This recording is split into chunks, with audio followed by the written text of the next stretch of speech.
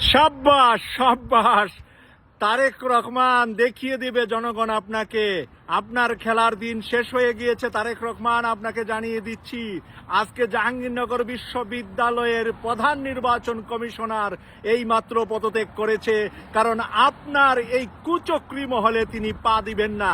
তিনি বলছেন এই স্বচ্ছ ভোটারটাকে বারবার বিনষ্ট করার জন্য যেই পায়তারা চলছে সেই দায়িত্ব আমি নেব না, তাই আমি পদত্যাগ করলাম। প্রধান নির্বাচন কমিশনারের পদত্যাগের মাধ্যমে এটাই বোঝা গেল তারেক রহমান কুচক্রী ছাড়া কোনো ভালো কাজ করে আগামীতে সরকার গঠন করতে পারবে না বলে বাংলাদেশের এই বিশ্ববিদ্যালয়ের এই কোমলমতি আমাদের সন্তান বয়সী ছাত্রছাত্রীদের মনে যে আঘাত দিয়েছে, এই ছাত্রছাত্রীদের আঘাত জাহাঙ্গীরনগর থেকে সারা দেশব্যাপী ছড়িয়ে পড়বে এবং আগামী সংসদ নির্বাচনে তা জবাব দিবে।